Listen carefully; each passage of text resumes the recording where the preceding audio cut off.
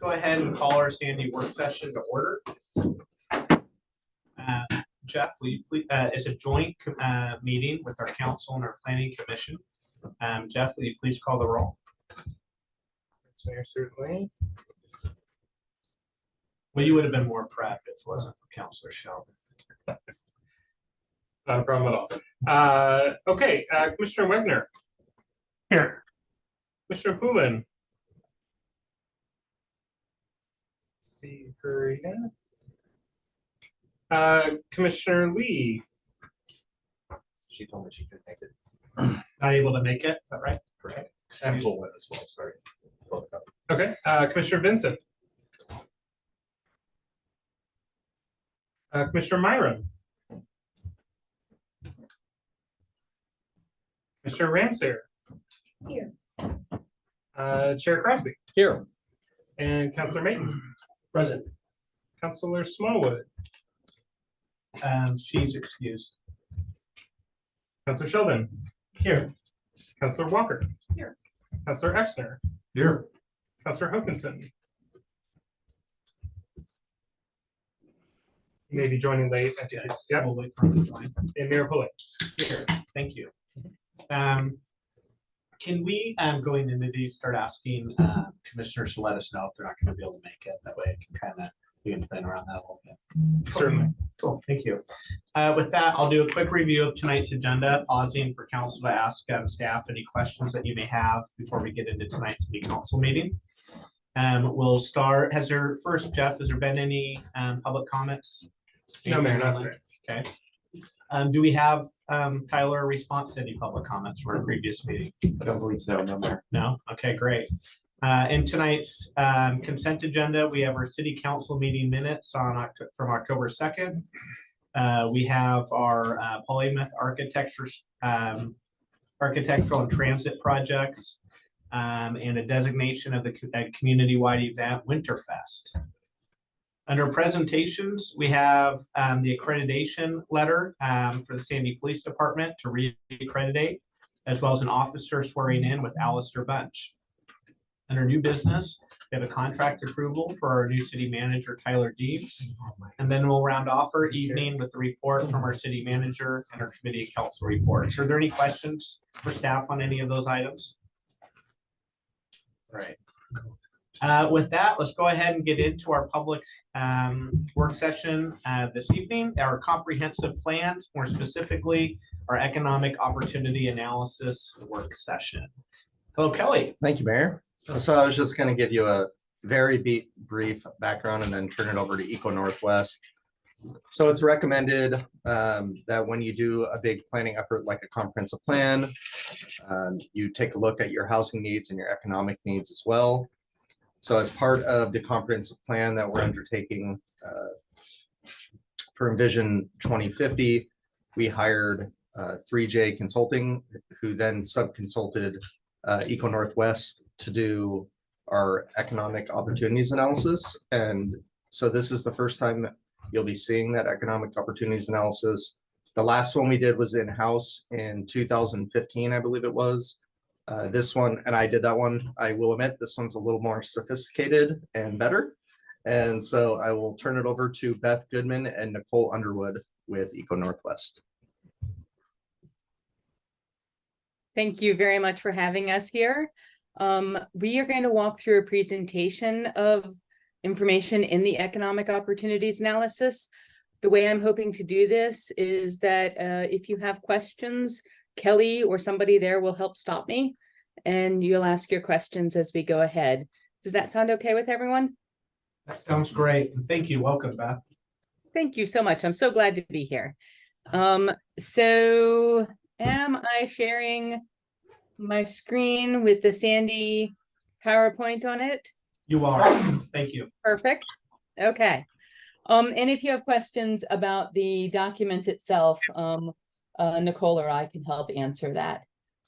So as Kelly said, we've been working with the city for it feels like quite a while on the economic opportunities analysis and a housing needs analysis, which we'll be talking to you about in December.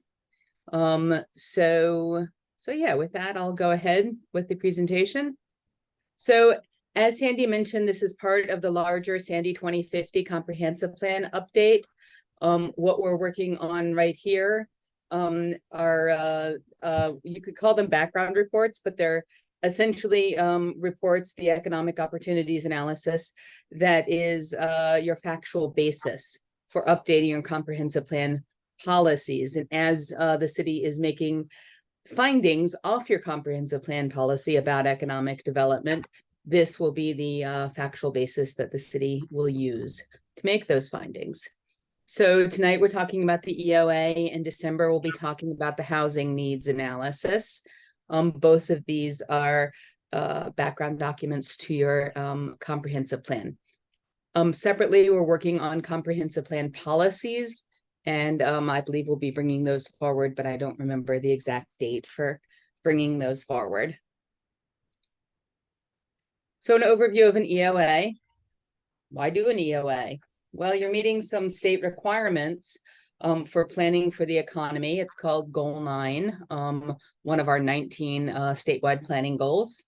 An economic opportunities analysis provides you information about existing economic conditions, helps you forecast future conditions to inform your economic development strategic plan, your land use policies, and then the coordination that's necessary for doing economic development. I'm not sure if David is in the room tonight, but David's been heavily involved in this along with Kelly on this. So we're planning for long-term growth. And throughout this project, we really coordinated closely on development of the economic development strategic plan to make sure that the EOA and the economic development strategic plan were pointing in the same direction and will result in policies that are consistent with each other. This is intended to forecast growth over the next 20 years. What you get out of this project from us is the technical report, which you've got a draft of in front of you that meets the requirements of Goal 9, and then also recommendations for changes to your comprehensive plan, just the way you've been working through with NIES and 3J on other comprehensive plan sections. Before I go on to talk about the buildable lands inventory, are there any questions about what we're doing here? Nope, I think we're tracking you. Thank you, Beth. Okay, certainly. So an important part of understanding your economic opportunities is understanding how much buildable land you have in Sandy for commercial and industrial uses. So we start with all land in Sandy that is designated either commercial, industrial, or village commercial. And we've highlighted those in colors here. Then we look at constraints. So where do you have things like slopes that are greater than 15%, floodplains, floodways, your FSH overlay, you've got a BPA easement that goes to the north part of town, other constraints that prohibit development on your land. Based on all of this, we look at all of your land and identify land that is vacant or developed, or some variant of that, like it's got some development on it, but it's a rather large parcel, so it would be considered partially vacant. And we figure out what of that land is vacant and unconstrained. This map shows your land that is vacant and unconstrained by plan designation. So you've got a fair bit of commercial land and a little bit of industrial land that's vacant and unconstrained, mostly at both ends of the city, mostly on the north side. You've got a little bit of village commercial, but not all that much that's vacant and unconstrained. You can see in areas like this industrial land up to the north, you can see sort of fingerings of constraints throughout some of those parcels. That makes it harder to develop in those areas, and in some cases it may prohibit development. Like you can see the BPA easement coming through these lands here. So looking at all of this, you've got 100, yes ma'am. I'm sorry, on that map, so I noticed that like on the green parcel that's to the right, east of 362nd, that's like the Johnson RV commercial zone or something. And if you zoom in on it, it's kind of like just below right to the 26 symbol, Highway 26. Mhm. Go You're down, talking about this parcel, I think? oh, for the green. Green, Green to the right of 362nd, okay, right, a little further right. Little further, all right. actually, both of those are probably, I think one of those is probably Canals and one is Johnson RV or something like that. And so I'm just, I noticed that from your previous map, a bunch of all that other stuff is also green, but I just thought that when it got to this map, well, maybe if it's already developed, it went to white. And so I was just trying to understand how those areas are still green, but the other areas around it that were green are now white. So what I would say there is you've probably got some land that's partially vacant. And so while the entire parcel shows up as potentially developable, only a portion of partially vacant parcels are potentially developable. So it shows up on the map like more land is partially vacant. But when we look at the next slide, pardon me, I'm just trying to get to the right map in the study to verify this. When we look at the next slide, that land, only the parts of it that aren't vacant, the parts of it that are vacant are shown, are counted. Does that make any sense? Yeah, that helps, I guess, yeah. I have a follow-up for staff here. Kelly, when I look at those properties, there's a lot of green over there for industrial land. But I feel like it's just been kind of a continual thing set around that we don't have very much industrial land. So is there grading or are there problems with those properties? Kind of just anecdotally? Yeah. There's a couple issues. The main issue is the slope. It's really, and that's why, as Beth showed on the one map, there's a bunch of white area, and that's because of large slope constraints, which, as you know, are not conducive to industrial development.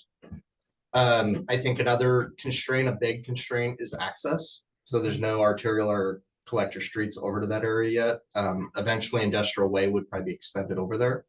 So access is a big one.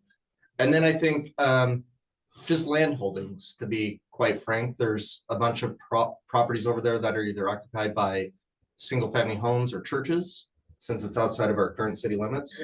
And so if they are redeveloped, those people are they're gonna want to move and want to sell their land. And then the other thing I will touch upon real quick is Councilor Walker's question. I will need to touch base with Beth because they're going off of data that they can pull from like the assessor's office on vacancy. And while I think it's almost entirely accurate, I do agree that the Johnson RV site is currently being redeveloped. And so I probably would move that to, there's no information Beth would have to show that yet. Right. But you are right that I think I would consider that fully developed at this point with all the money they're putting into it. So are those things that when we get into this opportunity, or maybe this is the wrong plan, I don't know. We're doing a lot of planning. But should some of it, you said the roads aren't good access yet being the key word, but the slope's not gonna go away. So should we look at redesignating some of these properties? You could entertain that, or you could even entertain potentially like a UGB swap. Yeah. But those would be conversations we need to have with our attorney. Okay. And yeah, All right. but yeah, I think it's on the table. All right. Certainly. All right. Thank you. Sorry. Beth. So, no worries. These are good questions. So that parcel that I believe we were talking about is in fact shown as partially vacant. And so Kelly, let's talk about that a little bit more offline. I'm not sure how much land is shown there, but remember that our planning period for this is I think 2023 to 43. And so if that land is being redeveloped now, it would still be some of the land that some new employment could go on in our planning period. So so that would still count as capacity that you're filling up as we speak, essentially. Got it. Are there any other questions about this slide? Well, the only thing I would add is the thing that I think needs to be looked at is what areas are not able to be served by sewer and water without a huge investment. For example, the Space Age Fuels is on a well and on a septic tank, as I understand it. And that might be work that the city chooses to do after the study is adopted. You may choose to remove some parcels from the city, like Kelly mentioned, a UGB land swap. You may choose to rezone or redesignate some land based on all of this. And those are completely valid choices. Would you include that though, going into it, or take step out at the end of the process? I would take stuff out at the end of the process. It's easy enough then to follow through. We'll show you in a few minutes how much land surplus or deficit you have in each category.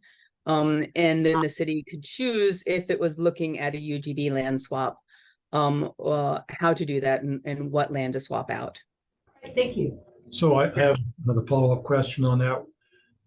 If it does look like it's economically unfeasible, but it looks like in the example of the Space Age gas station, they found a way.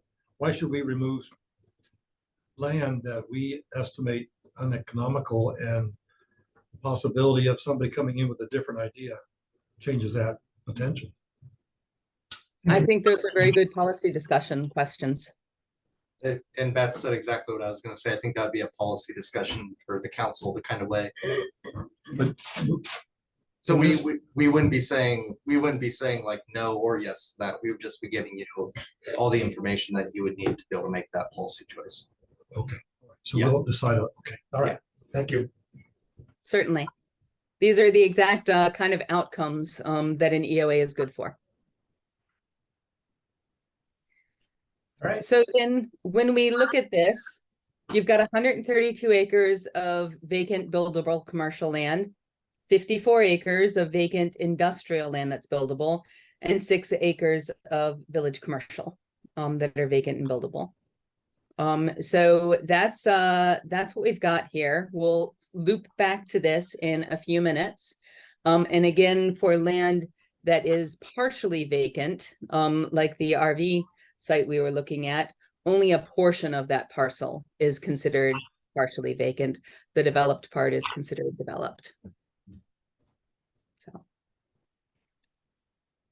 All right, so then turning to the demand side, the growth opportunities and the forecast for growth. So what we start with when we're thinking about this is, what's your current employment in Sandy? And this is based on information from 2019 about employment in Sandy. We use 2019 rather than 2020 because 2020 is a very bad year. And any employment data that we could get from that would be unhelpful, let's just say.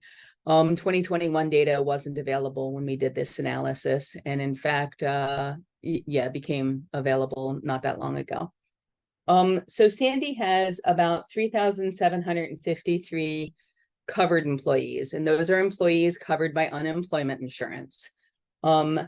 And looking at those employees, the majority of them are in sectors like retail, trade, recreation, accommodations, and food services. Those are your 2 biggest sectors here with the largest amount of employment. So essentially tourism employment. These yellowish or orangish lines, they're about average wages. So the average city wage is about $37,000. In comparison, Clackamas County's average wage is about $54,800 for all jobs. Retail, trade, and recreation, accommodations, and food services have below average pay. Then you've got sectors like government, healthcare, social assistance, and private education services. Obviously, government has above average pay, as does manufacturing and wholesale trade. So this, on average gives you a look at Sandy's employment. The EOA itself has a lot more detail about employment by sector. But this is where we start thinking about opportunities in Sandy. Like a local real estate or insurance office would go into what category? Real estate and insurance, I would imagine, would be in other services. But real estate and insurance realize an awful lot of that employment is not covered employment. It is employment that the employees aren't covered by unemployment insurance. So that's things like your 1099 contractors, your sole proprietors, etc. It's not accounted for in here, but we've accounted for it elsewhere as we do the forecast. There's no good information about total employment at the city level. The best we can get that information is at the county level. So we have to estimate the amount of that kind of employment there is in Sandy based on what there is in Clackamas County. And we do that as part of our forecasting process. Thank you. Certainly. Any other questions before I go on? Okay. We look at things like commuting. And what we see is that about, this is 2019 data also from the census on the map, about 750 people live and work in Sandy in the city limits. About 2,096 people, 2,962 people commute into Sandy from work, and they could live right outside of the city limits in the county, in Gresham, in any other part of Oregon or anywhere else. About 5,229 people commute out of Sandy for work. And of course, some people live in Sandy and don't have employment.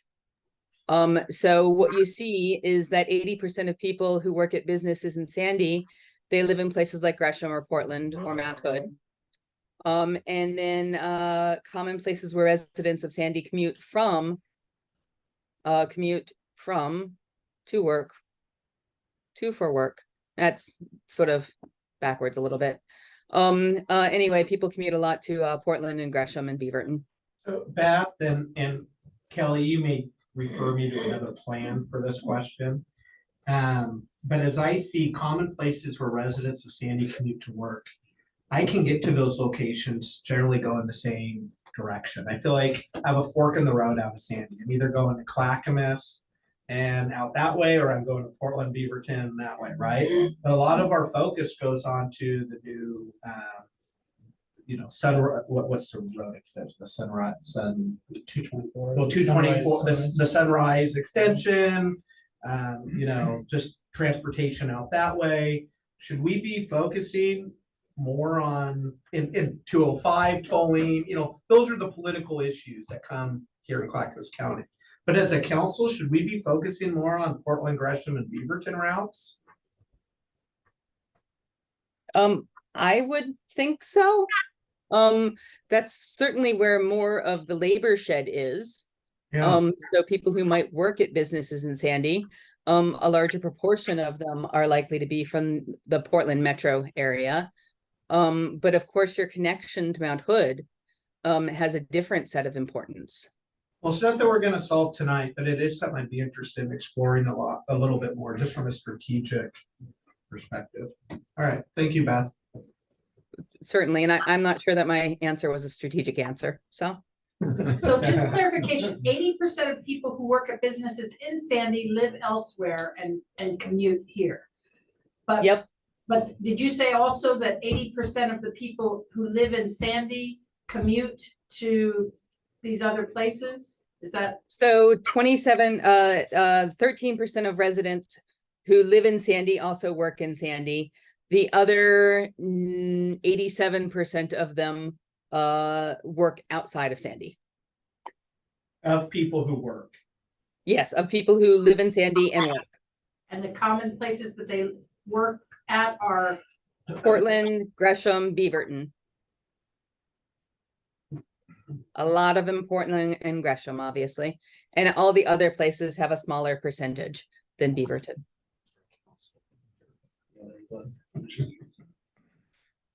Thank you. And this was a 2019 number?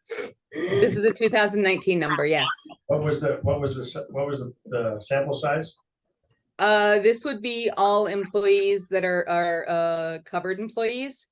So as many employees as the census and the IRS know about. So it's all covered employees. 6,000. 6,000?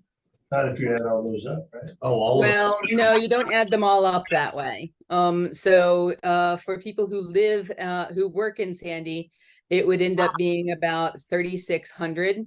And then people who live in Sandy and work somewhere else, the 5,229. Almost 9,000. Okay. Thank you. Mm-hmm. All right, so then when you're doing an EOA, a lot of what you're thinking of are what are the comparative and competitive advantages for Sandy for economic development? Asked another way, why would a business want to locate in Sandy? So your location, you're near to the Portland region, but you're not in the Portland region. I would say here that's tied really close to the quality of life in your community, a high quality of life. Your access to outdoor recreation is a key part of that quality of life. Your commercial center you are a commercial center in East Clackamas County. Certainly that's an important piece. The fact that you're along Highway 26, your transit provides you some opportunity. My favorite of all of these, because I'm a former computer geek, is SandyNet. Like, I wish I lived in Sandy so that I could have that kind of internet access. As you think more about people working from home, SandyNet's got to be an enormous advantage. Especially when you think about people who need to haul around big hunks of data.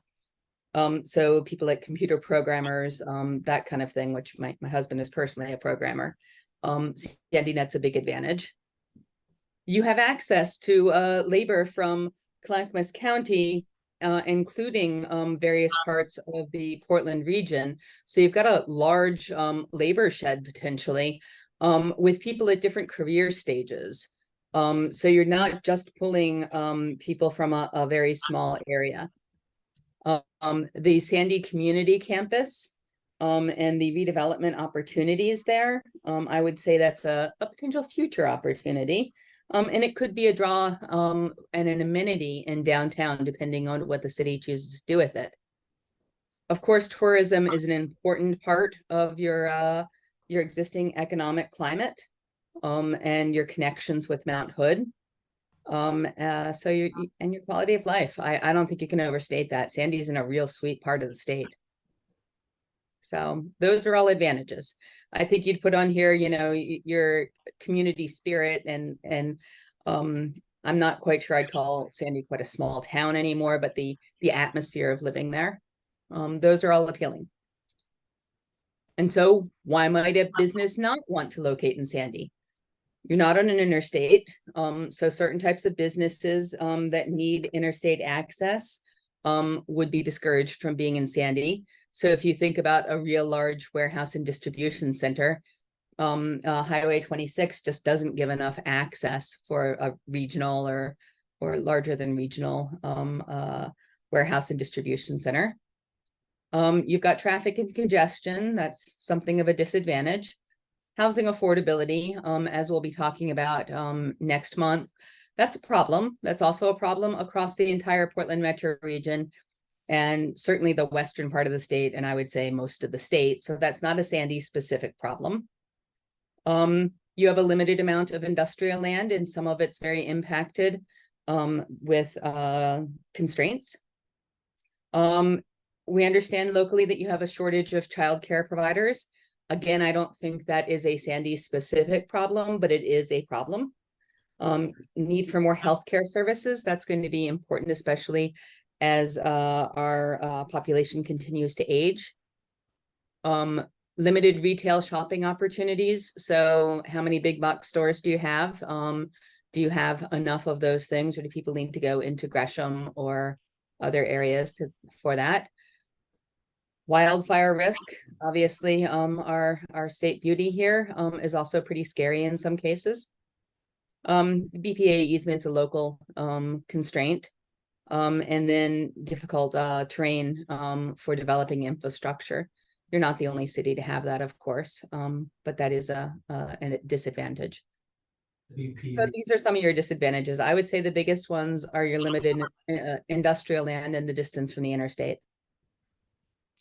When you're entering the city, the big overhead power lines that run right by the Tractor Supply, No, I mean, but why is that a disadvantage? You can't build it. you can't develop. Under that little section, is it? Is that what we're It's talking like about? 700 feet wide. Well, it'll be a big deal across the way on that Skipper Lane property. Yeah, and it's also a big deal on the Sabella property. It bisects their property and really constrains their property. BPA is not even allowing like parking under it anymore. Or they're So not. no, it's like a more It recent can't even be change. a trailhead or something. Maybe trails, but not like a parking lot, which they allowed in like the 80s and 90s, and they've eliminated that. So yeah, as you'll see on this map, it does cut through a few of these large parcels pretty You significantly. can golf under on You could hit a- that. This would be less of an issue if less of your buildable land was right there. Right.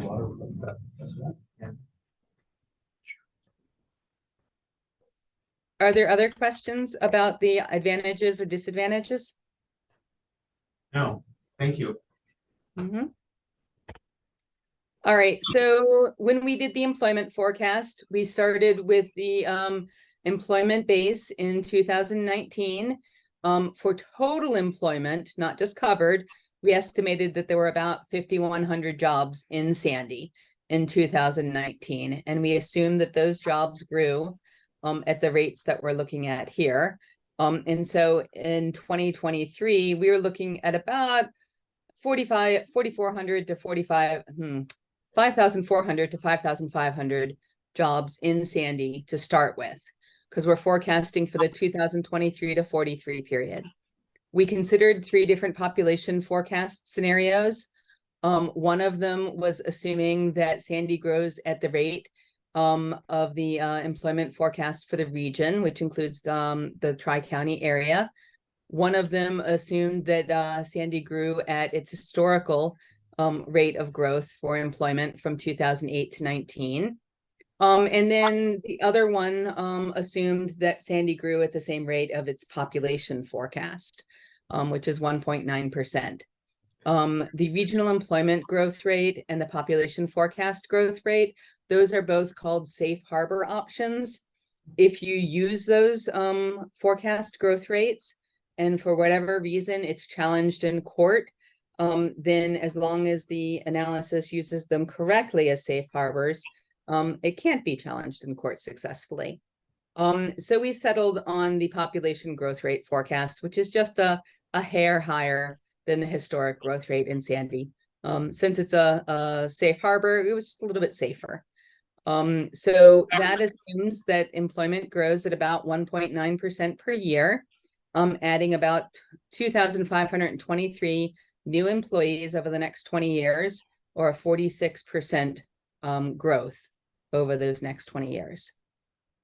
So we started with that. Are there any questions or concerns about that forecast? Nope. Just to clarify, that's total employees growth? That is total. So that is your covered employees plus your our estimate of employees that aren't covered by unemployment insurance. Thank you. I have a Mhm. question, Beth. This is Commissioner Ramsayer. Forgive my ignorance. For instance, I work for a company outside of Sandy, but my work destination is an address in Sandy. What variable is there for that with, how does that conclude into the numbers of people who work in Sandy but are considered to commute in or out of Sandy? So so are you working from home No, essentially? no, I work for an employee. So I'll use Dairy Mart as an example. Dairy Mart is headquartered in Junction City, but all the separate Dairy Mart stores, the employment is theoretically located in those communities. So I'm here in Eugene, and I know we've got several Dairy Marts. For the employees who work for Dairy Mart in Eugene, that employment should be showing up in Eugene's estimate of covered employment. For whatever Dairy Marts there are in Sandy, that would show up there. That's theoretically. It's not 100% accurate, but it's gotten a lot more accurate since this started being this type of geocoding is what they called it, started being done in 2002. Okay, that makes sense. I was. So I'm fairly confident that it's likely that you show up in Sandy. Okay, I was just curious because I log in on my app as showing at a Sandy address because I'm physically there, but my is in Portland. So I just wondered what the variance would be for accuracy for those who work in Portland and those whose employers are outside of Portland, but are stationed at an address in Sandy. I know that my employer is located in Portland and that I've shown up in Eugene employment data because I've gone and looked for me. Okay, Not that I can see me personally, but I can see my company. okay, thank you. I want to know which number I'm in, I guess. Most likely Sandy. I was gonna ask a similar question because the reason why I was asking if that was 2019 data, I was wondering what the variability was on COVID numbers after, because a lot of employment went from, I can speak of myself personally, I went from working in an office outside of my home to working exclusively from home. And then when they went back to work, I converted jobs, and now I work for another company that I work from home from. And I know a lot of employers did that in 2020 and 2021, but then if you're looking at a total population count of only 8,000 on a forecast, it's going to be minimal, at least of its variability, right? It's not going to have a big swing in the numbers. So sorry, I just gave the answer. No. My own No, question. and then if you also think about how we're using this data, it's to forecast need for more land or more space, at least, for commercial and industrial uses. So you don't require an office outside of your home if you're working from home. I'll pick on Nicole for a moment. She works in our downtown Portland office, I think 1 or 2 days a week. So she needs some space in that office, but she's mostly working from Lake Oswego at her home.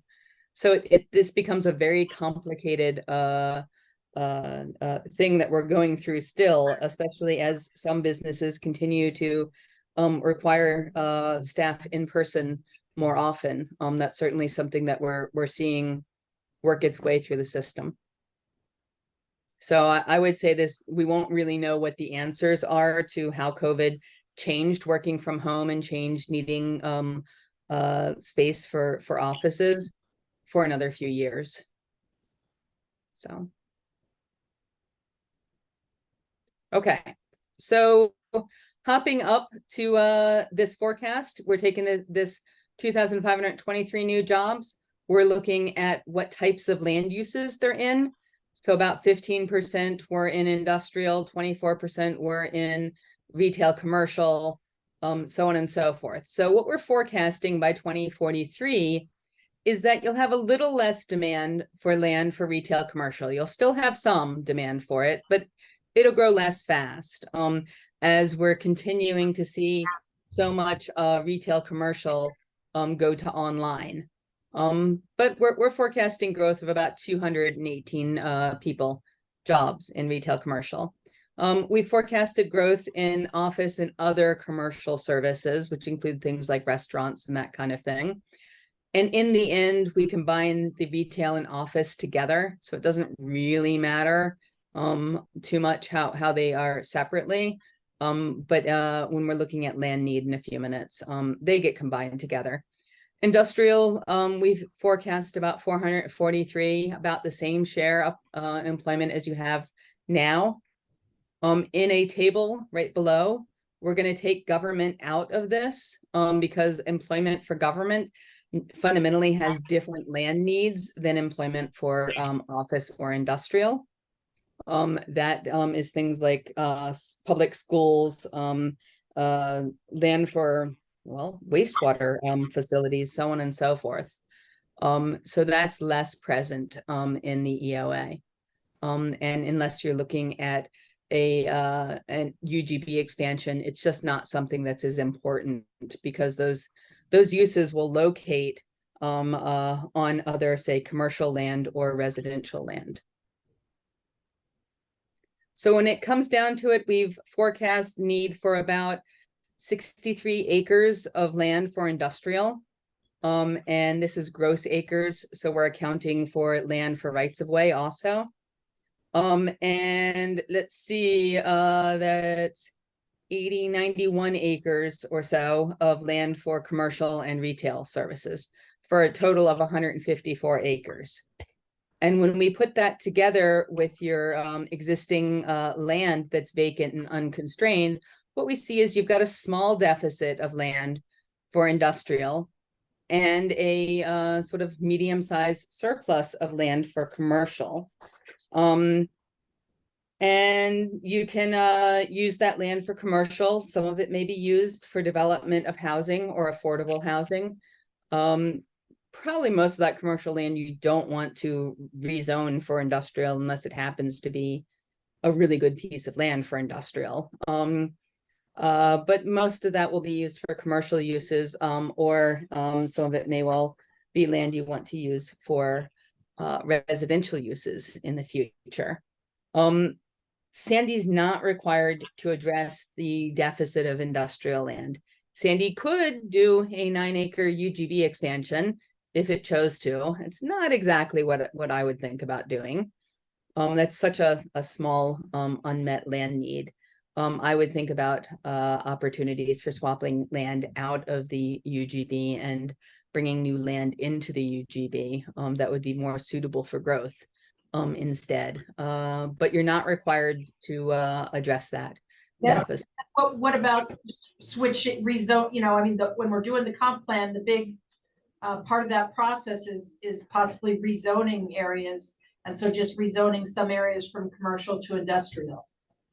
I mean, you could, especially if you have a landowner who is willing, but keep in mind that when you change zoning, if you make land worth less than it was, you can leave yourself open to a Measure 49 claim. And so industrial land tends to have lower values than commercial land. So like, I'll pick on this piece of land just because it's adjacent to other industrial land.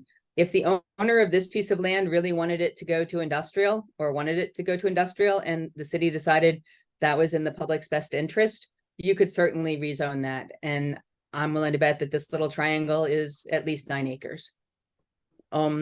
That's certainly a choice the city could make, but I would be wary of making that choice if the landowner didn't want it, because you'd be leaving yourself open to a Measure 49 claim. Beth, this is Councilor Layton. Is there any strategic advantage to doing that very thing Councilor Walker suggested to protect ourselves from Senate Bill 8 that will prevent affordable housing being mandated on commercial property?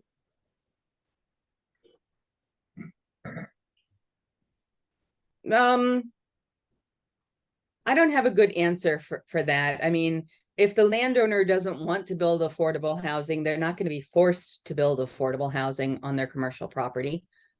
And yeah, I don't think I have a great answer to that. I would think that would not be a big consideration.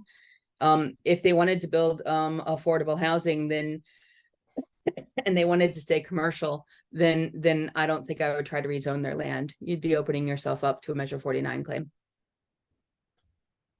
I'm just not sure myself. I thought when I read it, it left me feeling uneasy about it. If I own that property, what the state could make me do with that property under that new Senate bill, and whether I would be protected by converting it to industrial land.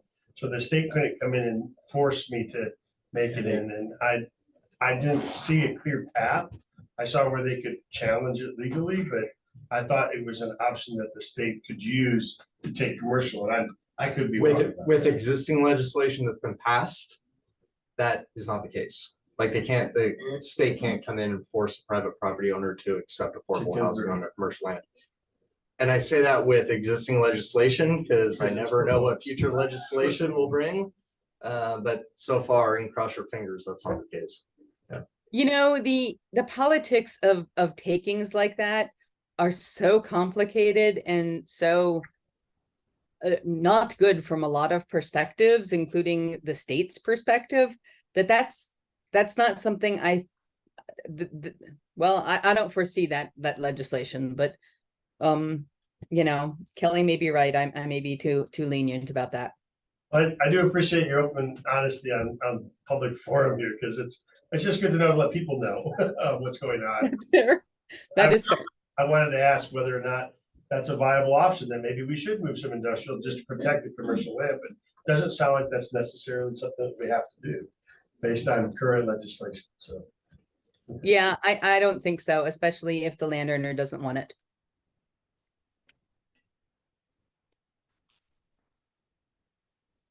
Are there other questions? I have one, but I'll wait till you get closer to the end of the. Okay, I'm getting close.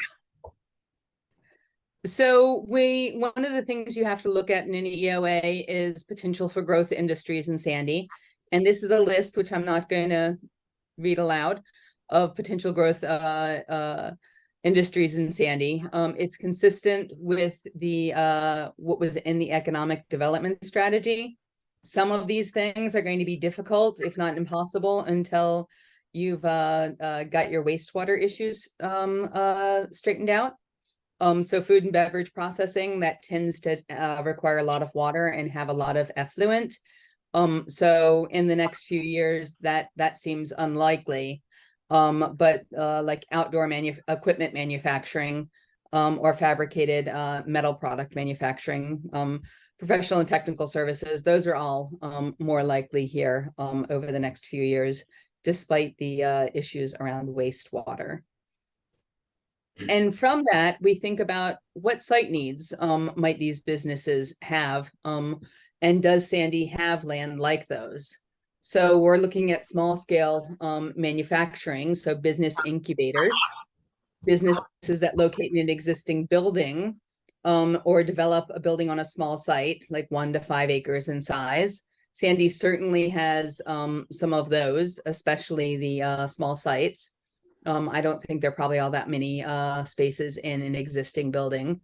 There could be a business incubator, but I don't think Sandy has one. Your mid-sized manufacturing sites, 5 to 15 acres. Those are among some of the sites sizes that are more in demand for businesses that are considering locating throughout Oregon. You might see some demand for larger sites, so sites larger than 15 acres. Business Oregon isn't seeing a lot of those kind of sites in recent years. And I don't think that demand for that would be all that high in Sandy, given your distance from I-5. But you know, you could see some demand for large manufacturing spaces, especially if you have the infrastructure to support those businesses. Commercial businesses, of course, space in existing buildings with multiple services, or space in a building dominated by one business, or land for construction of a new building, generally sites 1 to 5 acres in size. If you get a hotel or something like that, that can be, you know, 5 acres or more. Your big box stores, those could be 5 acres or more. But you have some sites that address these types of needs. So you're not really looking at constraints from your site sizes. So our conclusion is that you've got an adequate supply of land for commercial growth, a small deficit shortage of land for industrial land. Your wages are lower than regional wages. Changing that is going to require changing the mix of businesses in Sandy. So less tourism, more professional services or manufacturing sorts of things, more healthcare, that kind of thing. Of course, wastewater system deficiencies are an issue that you'll have to address in for future employment growth. We've also got in some of the comprehensive plan goals that we'll talk about in a moment, need for infrastructure in general is something that you'll have to be planning for.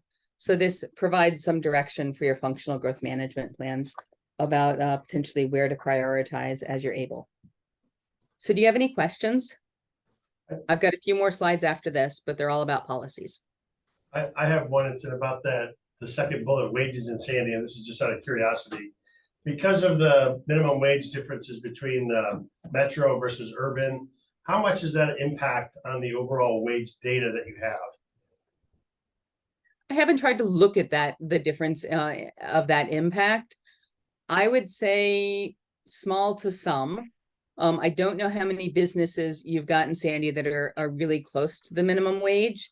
And the reason I would go up to some, so a little more than small, is because you do have a larger share of retail and recreational and accommodations and food services, which tend to have lower wages. So there's probably some impact there. Is it a lot? I doubt that. Thanks. I think it's really in your mix of industries, your mix of businesses. I have a question.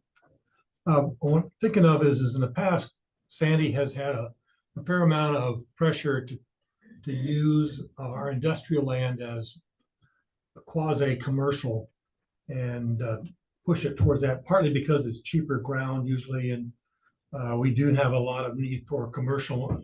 Seems like industrial is there, but doesn't seem to be the pressure that we've seen other cities have. How does that affect your analysis that we're shortage on industrial compared to adequate for commercial? So I'd be careful with rezoning land to from industrial to commercial. Little pieces of land like this, maybe that's fine to rezone. But your larger pieces of industrial land, I would look for opportunities for industrial development if you can. So I would be selective about what you choose to rezone. Are you, Councilor Erickson, are you asking about the uses that are allowed in the industrial zones being too flexible? When we changed the industrial and the commercial zones, if you remember quite a few years back, they almost looked the same because of the kind of you allow. Some of And I'm them. just wondering, not quite, but commercial kind of looks like it has some industrial uses in it and vice versa. I'm just wondering, since they do have a similar types of uses in there, just how that affects whether or not we need to have more industrial or more commercial because of Well, that. you could go to a zoning that is more of an employment zoning for some areas. And that doesn't distinguish as much between strict industrial or strict commercial. I don't think you'd want to do that in places like in your downtown. Certainly you'd want to keep that more commercial. I would be careful about doing that in places really close to residential uses or where you're looking at mixed use commercial development. But you could look at more of an employment zone where you know, the uses of certain types of commercial and industrial can coexist. I haven't tried to do an evaluation of your zoning code to tell you if that's a good idea, though. Part of it we'll have to consider those Sandy style. So, kind of building on what Carl said, you know, for example, and I'm looking at slide 8, that shows the buildable lands inventory, you know, for example, that's there, right there. You know, for example, like the Forest Service is in an industrial, and it's obviously not, you know, and I think, I can't tell, but I think the movie theater and all that stuff is, I don't know, maybe it's over in that other one, but anyway. They did a commercial overlay. Yeah, and so, like, when you say that we need, you know, I mean, there's kind of what it's zoned as and what it actually got developed as. And we seem to do all our planning based on what it was zoned as and kind of ignore all the, what it's actually developed as. So, so when we say we, you know, need 9 acres of industrial land, if we've actually developed quite a bit of our industrial land as commercial or office space or whatever it is, we may need more. Yeah, and I would be careful about that conversion from industrial to commercial, unless it's, you know, the Sandy's economic development goal to simply have less industrial. And that's not an invalid goal. It's certainly something the city can do. But it would potentially have impacts on your wages. Because, you know, as we look here, your manufacturing and your wholesale trade, those are 2 of the bigger industrial sectors, and they have wages that are about the same as the county average. Whereas when you look here at retail trade, accommodations and food services, healthcare, social assistance, and then other types of commercial uses, those are all somewhat lower than city average. Yeah, So these matter. yeah, I would add that I know exactly what Carl's referring to and, or Counselor Exner and Counselor Walker. Sorry. We changed a lot of the zoning around 2012, I think, when Dr. Lazenby was about to leave. It's a lot easier to allow more uses than go in reverse. Now that they're allowed, we could Yeah. take some of those out, but we had to send measure 56 notice and we could get a measure 49 claim by depreciating property value. So it's a lot easier to allow more. It's very Yeah. hard to bring them back. Right. Just so you know. And I have one other kind of fairly important to me is that what I'm not really clear on as a counselor, but interested in is when we have these, you know, economic development efforts and businesses that and zoning, how does that zoning and designations affect how much money we can collect for property taxes? You've well explained the income taxes, although, you know, if somebody lives in Beaverton and comes to Sandy to work, maybe their income taxes get, you know, just spent in Beaverton or whatever. Like the SDCs that they pay, the transit taxes and the business taxes. So I'd be curious as far as, you know, I want to kind of offset the risk, the impact of taxes and running our city from the residents to more of the businesses, but, or, you know, whether it's industry or commercial or whatever. And so having an understanding of which businesses and commercial industrial type businesses, how the you know, how that benefits us, return on investment type thing. For property taxes, transit taxes, and business taxes especially, but to some extent SDCs also. And that's not something this study goes into at all. That's a separate and complicated topic on its own.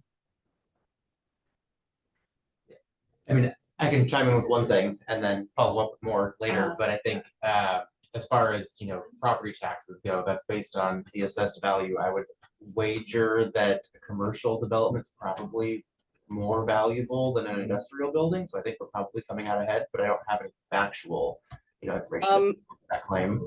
It depends on the equipment in the manufacturing building, because you also get property tax on the equipment. Yep.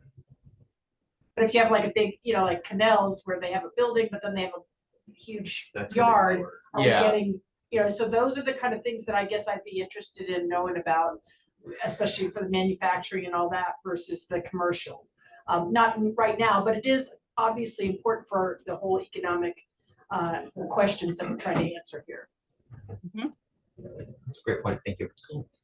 So I'm out of time. I just want to point out that there's some potential goals here in the last few slides. And I think if you have any comments on these, might I ask that you send those comments to Kelly? And we'll consider them as we're continuing to develop the potential goals and the policies for the comprehensive plan. We tried to stay really close to the information in the economic development strategic plan, the strategies that are set out in there, because those are already statements of policy. And what I can do, Mayor and Council, if you would prefer, is I could send all that information in an email to you tomorrow Yes. and kind of pose the question again so that everybody remembers. And if you have any input, you can get it back to me. Thank you. And then our next step is coming up here in December with the housing needs analysis. Perfect. Well, thank you so much for your time and presentation. It was really enlightening and helpful. And thank you for nice comments about Sandy Net. We'll always take those. Yeah, that I'm not buttering you up there at all. I want Sandy Net here. Appreciate that, Beth. Have a great evening. Thank you. Take care. Mayor, can I steal 30 seconds before you Please. adjourn this? Yeah. Just wanted to take just a brief moment to introduce our new senior planner, Patrick DEPA? Oh. DEPA, no, DEPA, sorry. sir. To the council, I know you haven't met him yet. It's been about 4 weeks now that you've been on board. Just want to take this time to say hello, introductions. Thank you. Haven't scared you off yet. Well, it'll pick up here a little bit. Give us time. Give us time. It's been a pleasure so far. Yeah. Welcome. Thank you. All right, with that, thank you to all the planning commissioners. Appreciate your attendance. I'll go ahead and adjourn this meeting. We'll try to convene here in the next 5 minutes. All right, I'll go ahead and call our Sandy City Council meeting to order. Please join me for the pledge. I pledge allegiance to the flag of the United States of America and to the republic for which it stands, one nation, under God, indivisible, with liberty and justice for all. All right, well, welcome everyone. I'll do a quick review of tonight's agenda before we get started. Jeff, has there been anyone that submitted for public comment, either online or in person? No, Mayor, there has. All right. With that, we'll go to our consent agenda, which has our city council meeting minutes from October 2nd, as well as the designation of community-wide events Winterfest. Under presentations, we'll have the reaccreditation of the Sandy Police Department, as well as an officer swearing in for Alistair Bunch. Under new business, we have the city manager contract approval, and then we'll round off this evening with a report from our city manager and our committee and council reports. Just a reminder to council that we do have an executive session at the conclusion of tonight's meeting. With that, Jeff, will you please call the roll? Yes, Mayor, Councilor May, Present. Councilor Smallwood, Excused. Councilor Sheldon. Here. Councilor Walker, Here. Councilor Exner, Here. Councilor Hoganson, Here. Who's here? Mayor Pulliam. Here. Thank you for that, Jeff. Is there any proposed changes to tonight's agenda? Hearing none, we'll move forward to the consent agenda with our city council meeting minutes from October 2nd, as well as the designation of the community-wide event Winterfest. Unless there's discussion, I will entertain a motion to adopt. I make a motion to adopt the consent agenda. Is there a second? Second. Motion by Councilor Sheldon and a second by Councilor Exner to adopt the consent agenda. All those in favor signify by saying aye. Aye. Aye. Opposed, nays. Motion carries. Moving right ahead into presentations for the reaccreditation of our Sandy Police Department. I'm guessing that's Chief Landry. Welcome, sir. I get to do a very small part of it and then I get to turn it over. So All right. thank you, Mayor and Council, for having us tonight. I love coming before you when we're doing good stuff. So that's always good.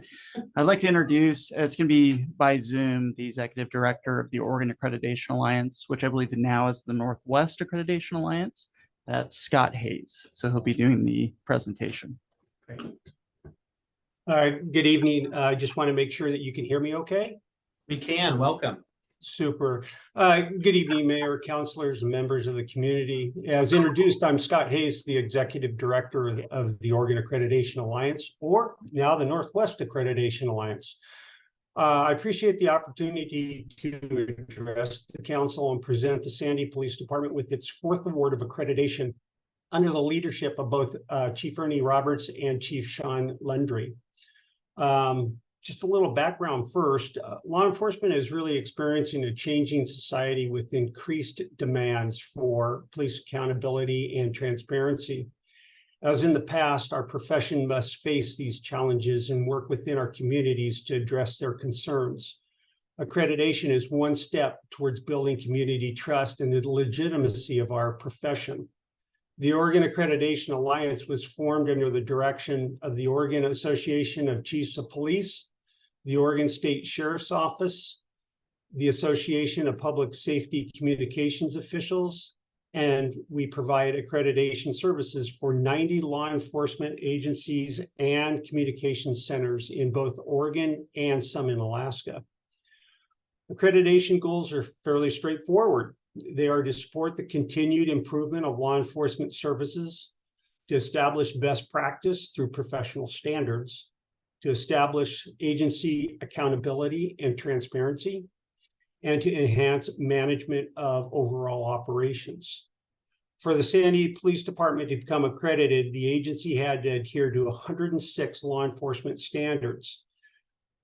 Compliance is generally in the form of policies, procedures, a review of Oregon revised statutes, Oregon administrative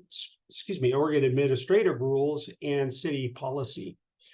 Our standards are established on best practice nationally and through changes in Oregon law.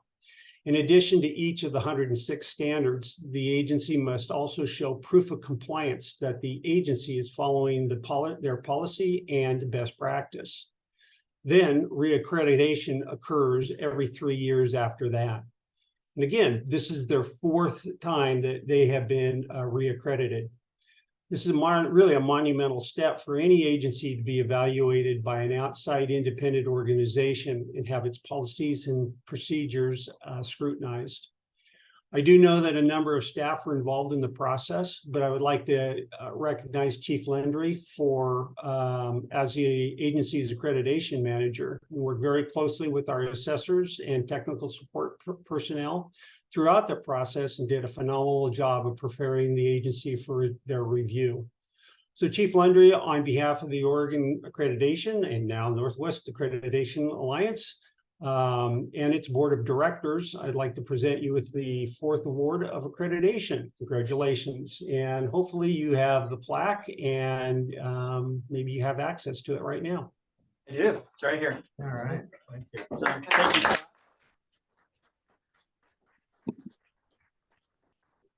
Going in our lobby for everyone to see who comes in our building.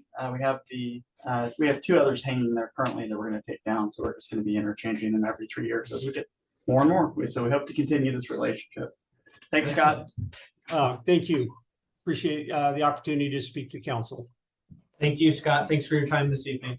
You're more than welcome, sir. All right, with that, my favorite thing to do as mayor, we get to do an officer swearing in for Alistair Butt. So please join me up here. And after the conclusion of the swearing in, we'll go ahead and kind of step back. If you'd like to take any pictures of family or anybody, feel free to do so.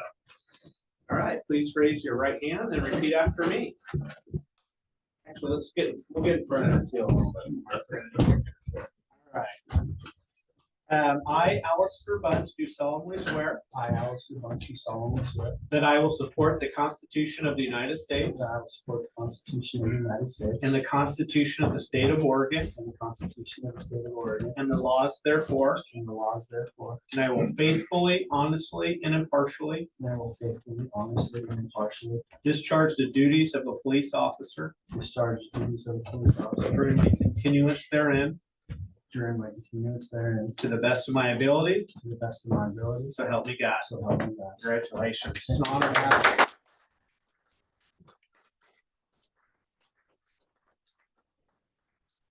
Now, Chief, you guys got to do the pinning and any pictures you guys would like to take.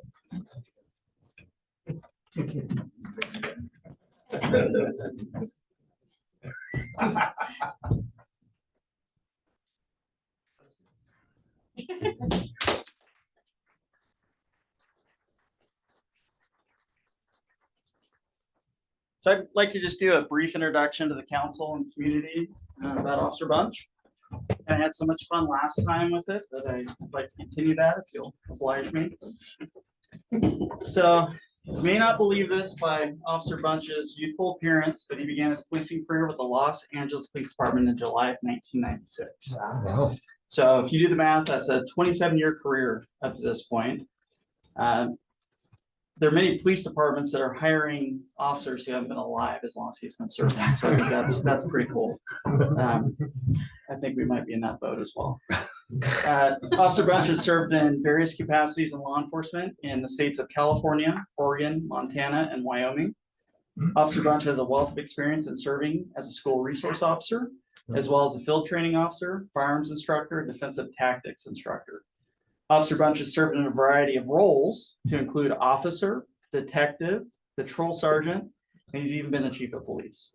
So I might have a little bit of internal competition. Officer Bunch has over 3,000 hours of law enforcement training. He holds his advanced police certification in Oregon. Officer Bunch also is a longtime girls soccer coach and a dedicated husband and father. He is currently reacclimating to Oregon-specific law enforcement and learning our policies and procedures. Officer Bunch lives locally, and we're very happy to have him. Congratulations and welcome to the Sandy Police Department.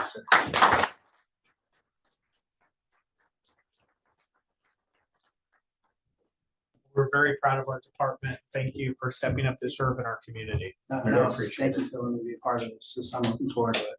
Thank you. Great. Feel free to stay. I don't want to kick anybody out, but also feel free not to stay.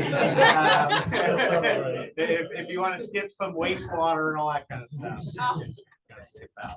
Sorry, Jenny.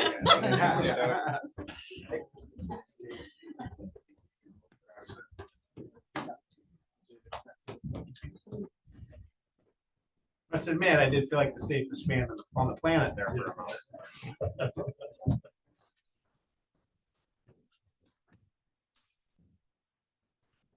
Thank you. You as well. Take care.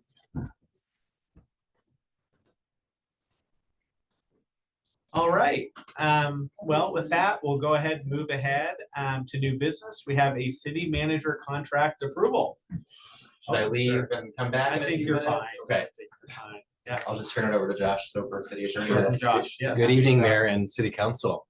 Keep this short and sweet. The City Council selected Tyler Deem, sitting here to my right, to be the next city manager for the city of Sandy on September 15th. I worked together with the mayor to negotiate a contract, and that contract is part of your packet. And we're asking you to approve it and authorize the mayor to sign it. Is there any discussion or questions on the contract before we proceed? With that, is there a motion? Yeah. One question, I noticed that city manager Dean, is that what I call you from now on in? Is gonna take on, sir, okay, I could do that too. I noticed that you're gonna be performing as a financial officer. How are we doing in terms of getting that one replaced? I assume we're gonna be advertising soon? Absolutely. We've selected a recruitment firm to help cast a really wide net for applicants. We'll run the actual recruitment process as far as interview goes ourselves, but we're gonna get a big net out to get as many applicants as we can. Angie and I met with that firm last week to finalize the job description and kick off the creation of the flyer. So I'm hopeful in the next week or two we'll be able to go live with that. Be open for about 4 weeks as standard practice for a higher level position such as that. And then hopeful that we'll have a finance director on board early January, giving some grace with the holiday, season and people not wanting to start a week before Christmas or something like that. But January is the tentative start date for that position. Well, they got a high bar. Thank you. Appreciate Yes, they it. do. Well, I recommend that the council approve the attached contract and authorize the mayor to sign on behalf of the city. Second. Motion by Councilor Walker to adopt the contract approval for city manager Tyler Deems, a second by Councilor Sheldon. All those in favor signify by saying aye. Aye. Opposed, nays. Motion carries. Well, great. Congratulations again, Tyler. Yep, Glad to have thanks. you all locked in. And absolutely. Appreciate that. Yeah. With that, let's see how you do in this report. No pressure. Thank you, Mayor. I'll just give a brief recap. I don't want to take anyone else's or steal anyone else's thunder on the League of Oregon Cities Conference, but that was held last week in Eugene. There was a pretty good selection of council members that attended. Jeff and I were also in attendance. While not all of the sessions were the most riveting that I've ever experienced, it was a really good, time spent down there, hearing what other cities are going through and some new relationships for me and reestablishing some other ones, people that I hadn't seen for a while. And so I had a great time. I'll let you all speak to your own experiences, but it was a good use of my time at the end of last week. Last week, I also sent out an email to the council about a Camp Creek fire tour for October 20th. That has been rescheduled to November 3rd. So if you are available and still interested, you shoot me an email and we'll make sure we get that set up for you. But there was some scheduling conflicts with the October 20th date. I also want to give a shout out to our own Jenny Coker for her award of Woman of the Year. Thank you for all of your hard work, detail, and just diving in and helping us resolve some of our infrastructure issues. We all appreciate it. I think I can speak on behalf of the council that we're very, very glad you're here and look forward to seeing what else you can do for us. Absolutely. So, yeah. Speaking of finance director, wanted to give the finance department a quick nod. I found out on Friday that we received the certificate of achievement from the Government Finance Officers Association again for the fiscal year ended June 30th, 2022. It's mainly because of the interview I do, correct? Yeah, absolutely. Without your input, we'd be lost on that one.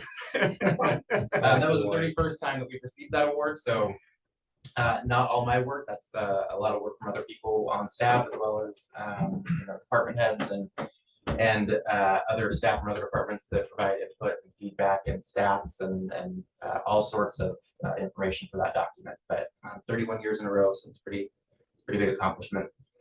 And then last but not least, and maybe not the best news, I wanted to circle back and discuss the Winterfest parade briefly. Staff met with Mountain Festival members of the Mountain Festival board and discussed a parade route. There was some conversation about who would be taking on as the lead organization for that, whether it's a city event with the assistance of Mountain Festival or whether it's a Mountain Festival event with the assistance of the city. It was determined that it would be a city event with some assistance from the Mountain Festival, and given the other Winterfest activities and priorities that are going on with our Parks and Recreation Department, we think that it would be best to hold off until 2024 to do a Winterfest parade, give us time to really develop a robust application process, getting the floats in order, working a little bit more with the Mountain Festival to figure out all the inner workings of a parade event, that since we haven't hosted our own for a number of years. So while we really did give it a good effort to get something scheduled for the 2023 Winterfest, I think that it would be a more successful event if we can punt it for one more year and then really get some more community buy-in, get some more time for staff to put that together and have a really successful event next year. We talked a little bit with you, Mayor, about that.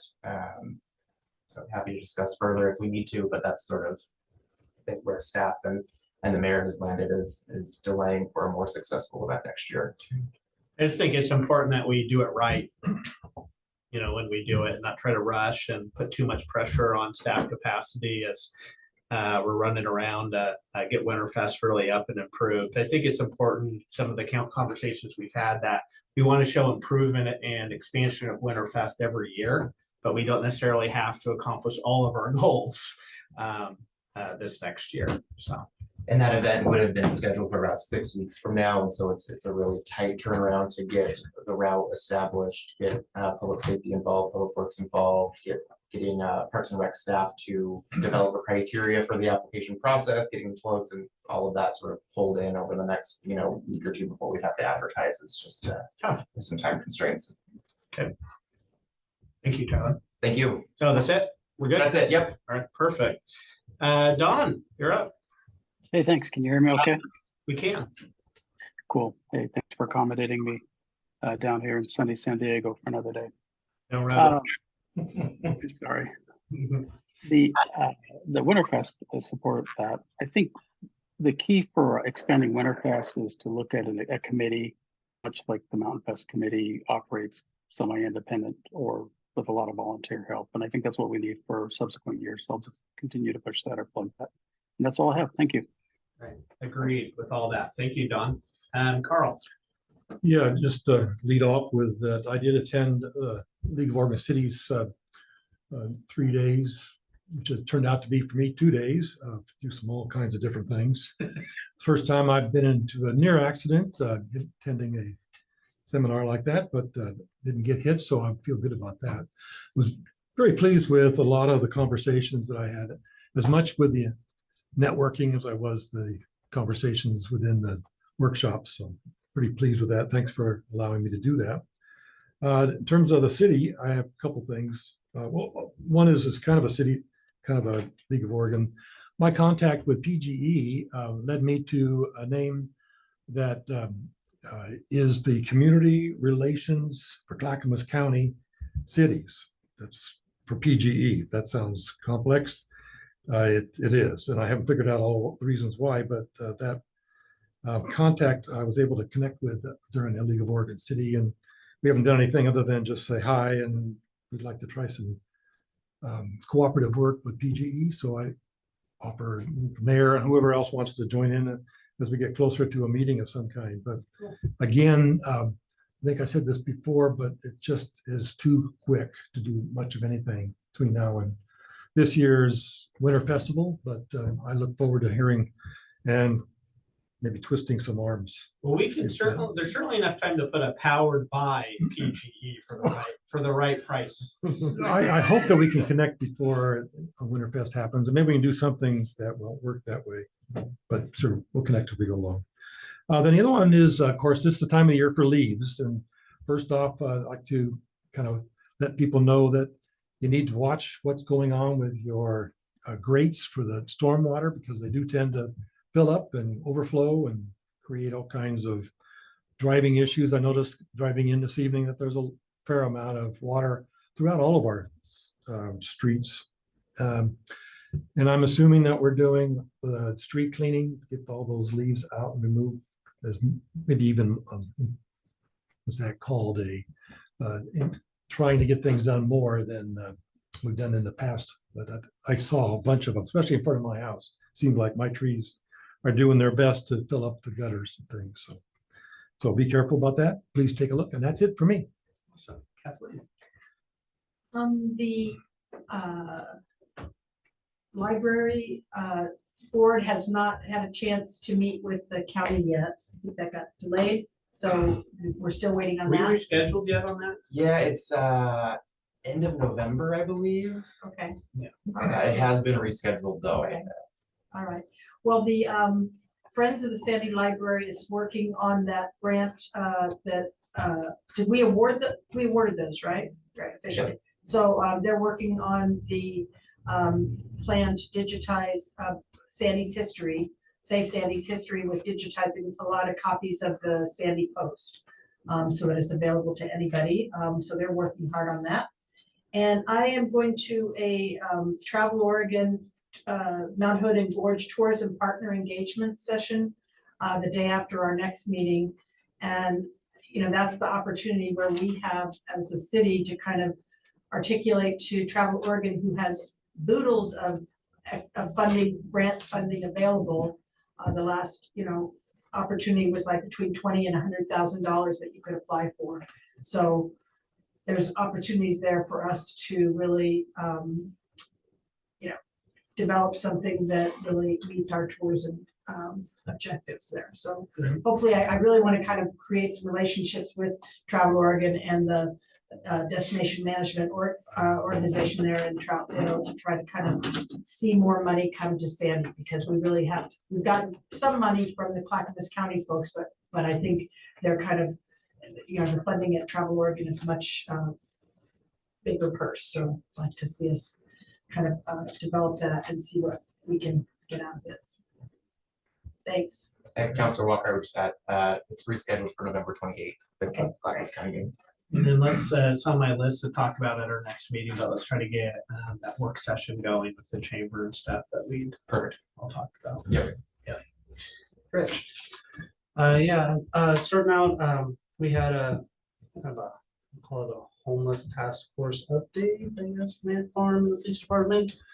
I just want to recognize the hard work that they're working with the community partners to address those issues, and look forward to continues advancement. So thank you for the update and that. League of Oregon Cities was a great conference. Unfortunately, I missed the first day, but the second day, the one thing I took away from it, I think, is the medium-sized or mid-sized, whatever it was, the networking thing.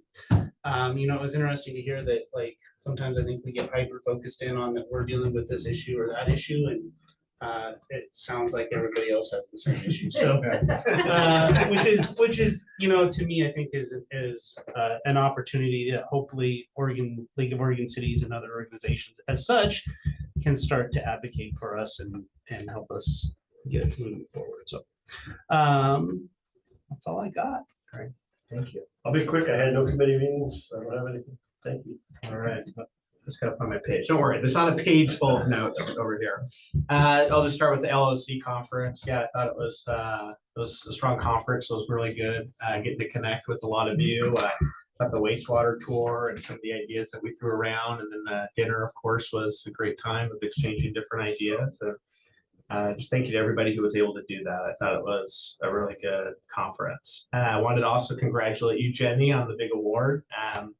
Well deserved, and thank you for getting our city some recognition, beyond based on your hard work and reputation. So it means a lot to us, and we're just, it's exciting to see our team members get recognized for that. It really says a lot about you, and as a result, us as well, by being able to be kind of on your bandwagon. So thank you. Good work, Jenny. We're all very proud of you for that. And then I wanted to also announce, so I had some conversations with some different counselors, and the Sandy Community Campus Subcommittee. I'm going to go ahead and ask Counselor Kathleen Walker to serve on that committee with both Don and myself, and thank Counselor Exner for all of the work that you've done on the committee. There's just been a lot of work, from pool task forces to recommendations to everything else. And quite frankly, you'd continue to be on the committee, but we've got state quorum laws and everything that we got to be careful on. So just thank you for all the work that you've done on that. But we look forward, there's a lot of work left to be done that we look forward to kind of figuring out as a team. That's my report. Remember, we have an executive session we'll need to jump into after this. Take care, everybody. Appreciate it.